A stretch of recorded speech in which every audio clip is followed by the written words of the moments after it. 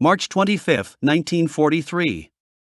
Dear Margie, just finished reading your letter written on the 22nd.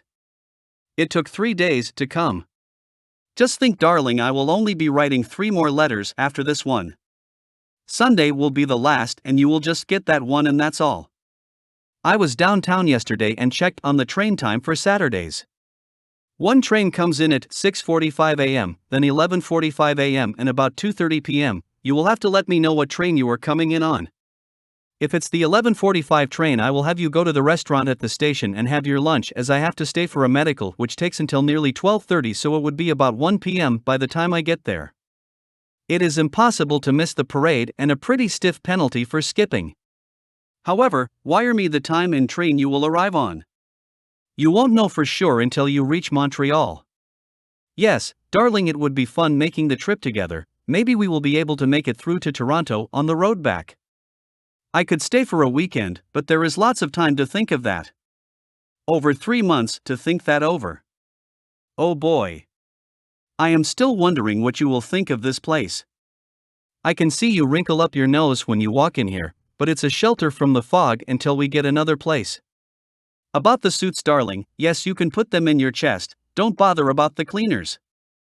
As long as the moths don't get at them is all that matters. Look, darling, don't you try lugging a lot of luggage with you. Ship everything except what you will need for the trip down. It's too hard for you to lug a couple of trunks, remember that, or I will give you a spanking. Well, sweetheart, guess that's all for the present. We'll write again tomorrow. All my love, Margie. I am impatiently waiting for you. As ever. Roger XXXX. March 26, 1943. Dear Margie. Well, dearest, here it is, Friday and 1 week and 1 day until the big day.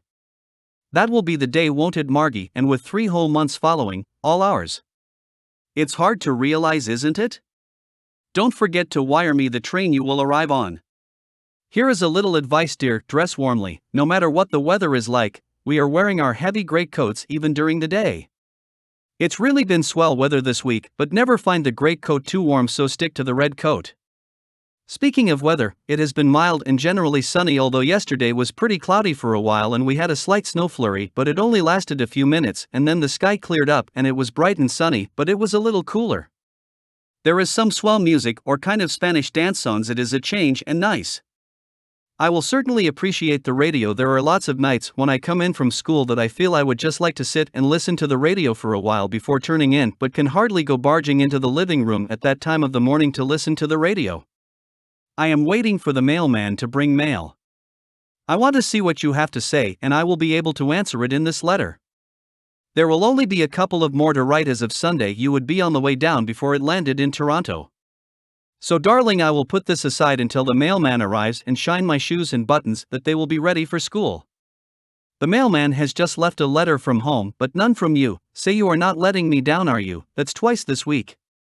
I see I will have to take the matter in hand if that keeps up. There is not a great deal of news in Mother's letter except saying that Dad would be going home the weekend you land here. By the way, she asked if I had the photos ready. If you are able to get it, dear, you could give it to Dawn. You won't need a picture of me after next Saturday because I will be right with you, follow you around like a little puppy dog. How will you like that? Well, dearest, guess this is all for the present. We'll write tomorrow night, so with all my love to the swellest girl. As ever. Roger XXXX. March 27, 1943. Dear Margie. Just finished reading your letter. This time next week you will be here right with me, and that day can come as fast as it wants to. I get really excited every time I think about it. I will have a hard time putting in next Saturday morning. I will be sitting on pins all the time. It will be great having the weekend to ourselves. No school to separate us, just you and I. Yes, darling, I think the radio would be good company for you during the evenings while I am at school. So, bring it along by all means. I would pack some bedding too, dear, when and if we decide to take rooms. I wouldn't bring them with you as yet, we don't know what we can get. I can't think of anything else except the alarm clock. We don't want too much stuff down here. This is a wonderful day, really warm, The first warm day since I have been here, although all week has been mild and no rain, a wonder. Cole and I are going for another hike tomorrow out towards the airport. I understand it's pretty nice out along that road. The ice is coming down the river today, one of the lakes is breaking up, I guess. It really quite a sight, seeing the huge cakes milling around the river bay. The tide was coming in, so the water running upriver was causing an eddy. I hope there is still some coming down when you are here. I have a whole list of places for us to go and see. Speaking of sea, bring the bathing suits, the ocean is not bad, whatever that means. Anyway, there are some swell sandy beaches we can go to. That's good news about Al, I hope it gets through and not dangle around as they are doing with me. But I understand the Navy and Air Force gives a little more information to the men while the Army apparently doesn't give a damn. Well, dearest, I will write again tomorrow and guess that will be the last, as you wouldn't get one mailed after Monday. Don't forget to wire me the train you will get in on. Guess this is all, sweetheart, so until tomorrow. All my love, sweetheart. As ever. Roger XXXX.